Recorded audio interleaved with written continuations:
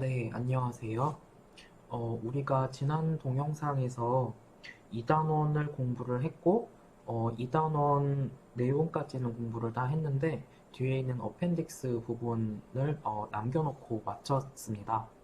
그래서 이번 동영상에서는 남아있는 2단원 끝부분에서 어펜딕스 부분을 한번 살펴보도록 하겠습니다. 그런데 이 2단원 어펜딕스에 나와 있는 부분은 어, 이렇게 뭔가 어려운 내용에 대해서 말을 하는 게 아니고, 마찬가지로, 우리가 앞으로 경제학 원론 수업을 하면서, 어떤 그래프를 많이 사용하게 될 것인데, 그래서 주로 사용하게 되는 그래프의 종류라든가, 왜 경제학에서 그래프를 많이 사용하는지에 대해서 간단하게 살펴볼 예정입니다.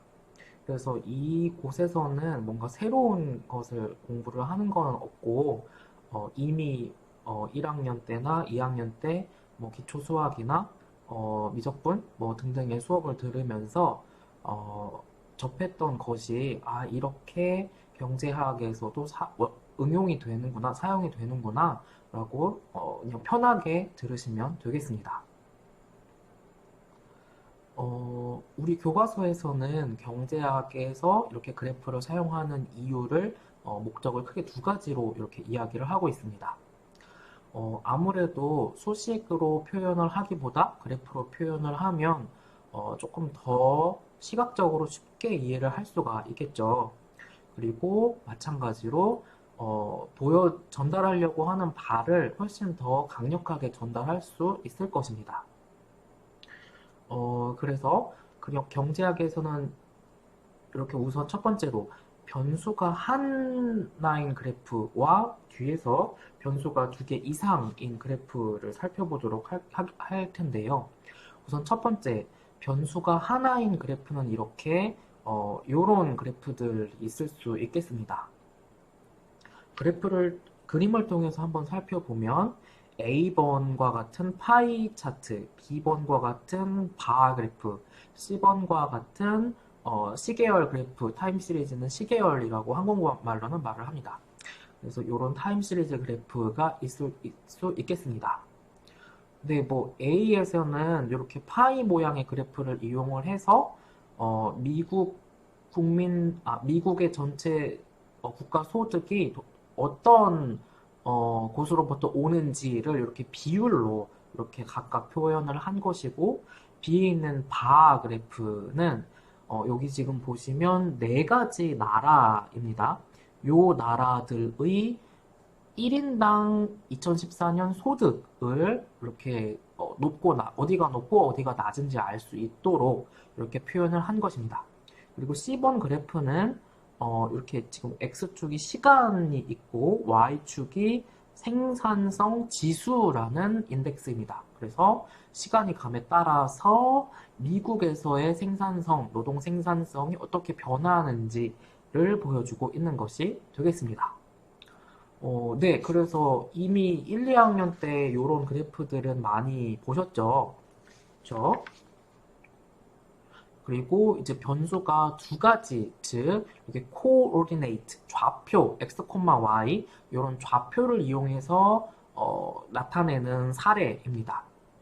그래서 한 그래프에 이렇게 변수 두 가지를 표현을 하려고 할 때 이렇게 coordinate 시스템을 이용을 하게 되는 거고, 마찬가지로 이런 표현 방법에는 뒤에서 우리가 그림을 통해서 살펴볼 스캐터 플롯으로 그래프를 표현할 수도 있고, 뭐 마찬가지로 스캐터 플롯도 이렇게 결국은 x, y, x 좌표와 y 좌표를 활용한 것인데, 네, 그렇게 x축에 나타나는 변수와 y축에 나타나는 변수를 이렇게 짝지어서 pair로 해가지고 표현할 수 있겠습니다. 그래서 우리가 그림을 통해서 실제 예를 살펴보면 여기 나와 있는 모습과 같겠습니다. 지금 X축은 공부하는 시간을 나타낸 거고, Y축은 GPA, 성적을 나타낸 것입니다. 그래서 여기 지금 빨간색으로 알프레드라는 학생의 공부 시간과 성적, 그다음에 알버트라는 학생의 공부 시간과 성적이 이렇게 빨간색으로 표시가 되어 있습니다. 그런데 우리는 여기서 한 걸음 더 나아가서 지금 이 그래프를 그냥 대략적으로 보시면 이렇게 점 찍은 요 스캐터 플롯 모양이 대략 어떻게 생겼나요? 어, 요렇게 우리는 대략 일직선을 그을 수가 있겠죠. 이게 제가 지금 어, 좀 삐딱하게 선이 그어졌는데 다시 이렇게 선을 그어보면 네, 좀 나은가? 네, 요렇게 직선을 그어볼 수 있겠습니다. 즉, 공부 시간이 아무래도 많을수록 GPA가 높게 나타나더라라는 두 변수 간의 관계까지도 우리가 파악을 할 수가 있겠습니다. 그래서 이렇게 세 번째 점에서 그런 어떤 경향성을 파악할 수가 있다라는 것이 되겠습니다. 네. 그리고 우리는 이제 바로 한 뒤에 나오는 단원에서 탄력성이라는 것을 공부를 할 텐데 이제 그 과정에서 뭐 기울기라던가 그래서 경제학에서의 어떤 의미를 갖는지를 또 살펴볼 예정입니다. 그래서 또 이 커브 기울기에 대해서도 한번 살펴볼 예정인데 뭐 새로 배우시는 내용이 아니죠. 자, 보시면 어,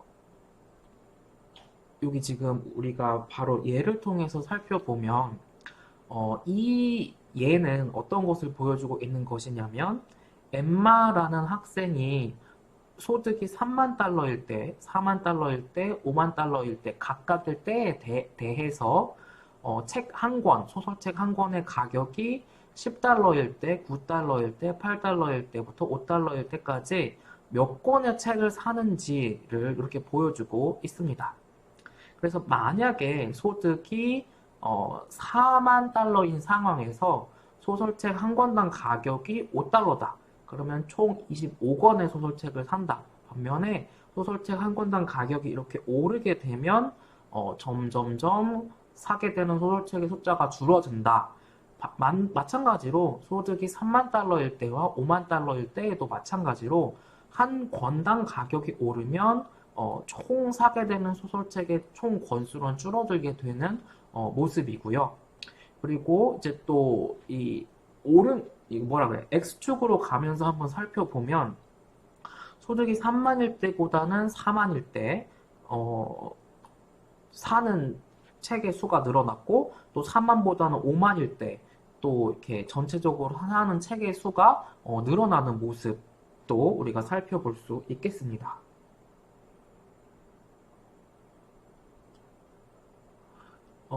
네. 그리고, 방금 우리가, 테이블 A의 1에서 본 것 중에 만약에 있었던, 인컴이 4만 달러인 경우를, 여기 지금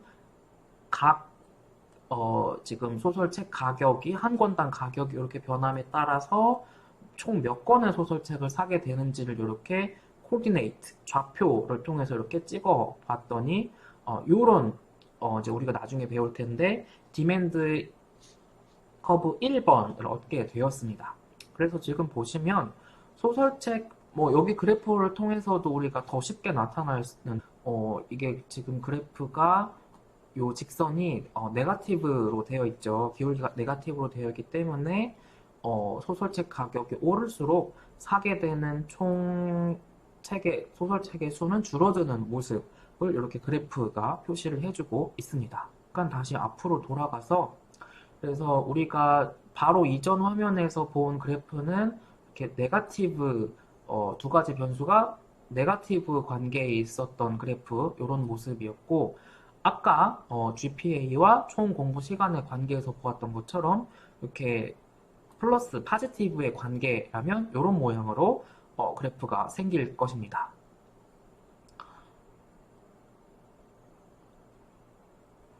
그리고 이제 넘어와서 피겨 A4에서는 우리는 아까 여기 D1의 디맨드 커브만, 그러니까 여기 가운데 있는 이 파란색 D1 디맨드 커브만 표현을 해 놨었는데, 이제 아예 다른 직선을 통해서 인컴이 5만일 경우와 인컴이 3만일 경우를 이렇게 그래프로 표시를 해 봤더니 요런 모양을 갖게 된다라는 것을 알 수 있었습니다. 그래서 잠깐 앞으로 돌아가 보면 여기에서 지금 한 직선 상에서 직선 안에서 움직이는 경우가 있고, 아예 커브가 쉬프트, 커브 자체가 이렇게 위로 아래로 내려가는 경우가 있습니다. 그래서 첫 번째 직선 안에서 움직이는 경우는 바로 이런 거죠. 책 한 권당 가격이 오른다. 그러면 총 사게 되는 책의 권수가 점점 줄어드는 이런 직선을 따라서 이렇게 이동을 하는 거가 있고요. 총 인컴이 4만일 때보다는 5만일 때 아예 이렇게 그 직선 자체가 쉬프트 하는 경우가 있겠습니다. 그러니까 잘 아시겠죠? 그래서 지금 이렇게 이 X축, Y축 말고 아이의 변수, 그러니까 X축, Y축에 나와 있는 변수 말고의 변수인 이런 인컴이라는 변수가 바뀌면 그래프가 이 직선 자체가 아예 쉬프트를 하는 거고, X축이나 Y축에 있는 변수가 무엇인가 그 중에 하나가 바뀌게 되면 이 그래프를 안에서 그래프를 따라서 바뀌는 것이 되겠습니다.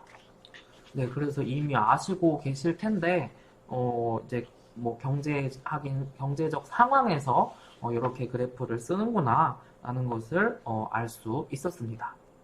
네, 그리고 다음으로 우리는 이제 슬로프, 즉 기울기를 살펴보도록 하겠습니다.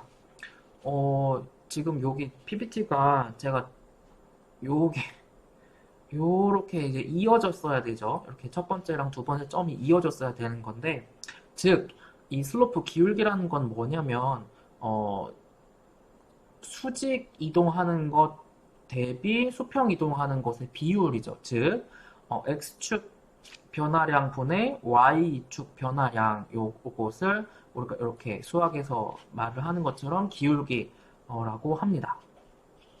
그래프를 통해서 잠깐 간단한 예죠 한번 살펴보면 이미 아시겠지만 이 직선의 이 그래프의 슬로프를 구해보세요 라고 하면 여기 두 점을 우선 뭐 예를 들어 내가 보겠다라고 하면 여기 X축 변화량 21 빼기 13, 즉 8분의 6 빼기 8 마이너스 2 해서 결국 기울기가 마이너스 4분의 1인 직선이구나 라는 것을 이렇게 잘 구하실 수가 있겠습니다. 그래서 어렵지 않게 그냥 아시는 것을 한번 경제적인 용어들을 써가면서 한번 살펴보고 있는 것이고요. 잠깐 다시 앞으로 돌아가서 그래서 이렇게 그 기울기 이렇게 upward sloping 하는 양인 경우가 있겠고 downward sloping 하는 이런 기울기가 마이너스인 경우도 있겠죠.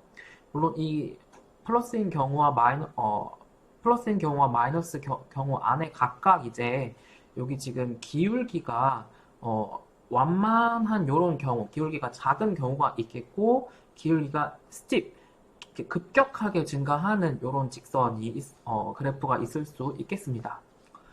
극단적으로는 이렇게 수평이냐 수직이냐인 경우도 있을 수 있겠죠. 그래서 아예 이제 이렇게 돼 있다 라고 하면 기울기가 0인 경우에 해당하는 거고, 지금 아예 얘가 90도다 이렇게 돼 있으면 무한대의 기울기를 갖는 그래프가 되겠습니다. 네, 아시는 건데 한번 이렇게 간단하게 정리를 하고 있고, 마지막으로 경제학에서 뿐만 아니라 이거는 우리가 일상생활에서도 많이 쓰는 용어죠. Cause and Effect, 원인과 결과 뭐 조금 더 어렵게 말하면 인과관계 뭐 이런 거를 말을 할 때 많이 쓰는 표현인데 이렇게 인과관계 아니면 어떤 변수와 다른 변수의 관계를 그것이 x라는 변수와 만약에 y라는 변수가 있다라고 하면 x가 y를 꼭 야기하는지 아닌지와 그냥 x랑 y가 어떤 관계가 있다라고 말을 하는 거는 다르다라는 것이죠.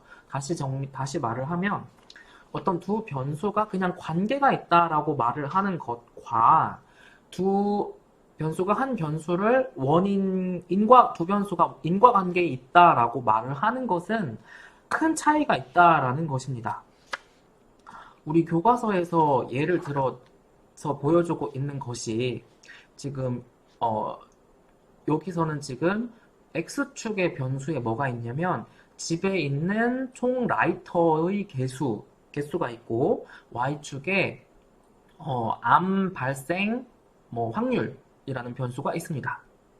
그런데 지금 보면 그냥 표면적으로만 이 그래프를 보면 뭐야 이거 집에 있는 라이터의 개수가 많을수록 암 발생 확률이 높아진다 라는 거를 그래프가 1차적으로 보여주고 있는 것 같습니다.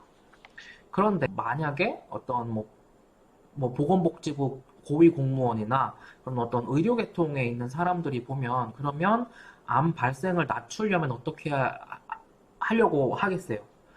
각각 모두 집 안에 있는 라이터를 점점 줄일수록 암 발생이 줄어드는 거니까 라이터의 가격을 급격하게 높인다든지 그래서 라이터를 많이 못 사게 한다든지 그렇게 하면 암이 줄어들겠네 라는 그런 결론을 도달할 수가 있겠죠. 그러니까 잘못된 그런 결론에 도달할 수가 있겠습니다. 그런데 이 두 변수를 이렇게 플러스 관계라고 바로 결론을 내리면 안 되는 이유가 바로 이 안에는 omitted variable, 즉 우리가 생각하지 못한 변수가 있다라는 것입니다. 뭐냐면 잘 보세요. 이 라이터는 뭐와 관계가 많죠? 담배죠. 담배를 피우려고 할 때 라이터를 사용하게 되는 거죠. 그래서 실제로는 담배를 많이 피울수록 암에 걸릴 확률이 높아진다라고 해석하는 게 맞는 거지. 이렇게 두 변수를 그냥 이렇게 나온 대로 바로 해석을 하게 되면 잘못된 결론에 도달하게 되겠습니다. 그리고 또 우리가 인과관계에서 실수를 하는 부분이 또 뭐냐면 실제로는 A가 B를 야기한다라고 하는 게 맞는데 우리가 그냥 데이터에 너무 집중을 하다 보면 B가 A를 야기한다라는 식으로 잘못 판단을 할 수가 있고 혹은 그 반대로 B가 A를 야기하는 게 맞는데 그냥 데이터에 너무 심취해 있다 보니까 A가 B를 야기한다라고 그냥 결론을 잘못 내리는 경우가 있다라는 것입니다. 그래서 지금 A의 7번 피규어를 통해서 살펴보면 이게 리버스 커절리티 의 예를 보여주고 있는 것인데 X축에 있는 변수가 1000명당 인구 1000명당 경찰관의 수 그리고 Y축에 있는 변수가 인구 1000명당 폭력 범죄의 수입니다. 그래서 이것을 그냥 1차적으로 살펴보면 경찰관이 많을수록 그 마을에 범죄 발생이 많다라고 이렇게 이상한 결론을 내리게 됩니다. 그런데 이렇게 하면은 안 되고 여기에는 리버스 커절리티가 있다는 거죠. 실제로 그 내막을 살펴보면 뭐냐면 범죄가 많은 곳에 어떤 마을에 범죄가 많이 발생하다 보니 이제 정부나 지방자치단체에서 그 범죄가 많이 발생하는 지역에 더 많은 경찰관을 배치할 수 있도록 요구를 했겠죠.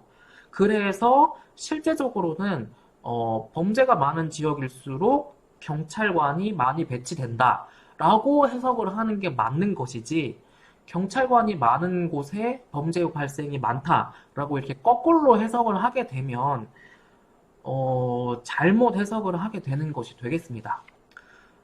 바로 앞에서 살펴보았던 오미티드 베리어블의 케이스나 여기 리버스 커절리티 같은 실수를 이렇게 멍청한 실수를 왜 하는 거야? 라고 이 예제를 보고 하실 수도 있을 텐데 나중에 대학원을 가시면 뭐 화학과, 뭐 생명과, 물리과 다양한 이제 학과를 진학을 하시겠지만 어떤 도메인 난리지, 그것과 관련한 지식 없이 아니면 부족한 채로 그냥 통계 결과, 통계 분석 결과만 보면 어, 충분히 이렇게 오미티드 베리어블을 인지하지 못한다든지 리버스 커절리티 실수를 발생하는 경우가 충분히 많이 발생하고 있다라는 것입니다.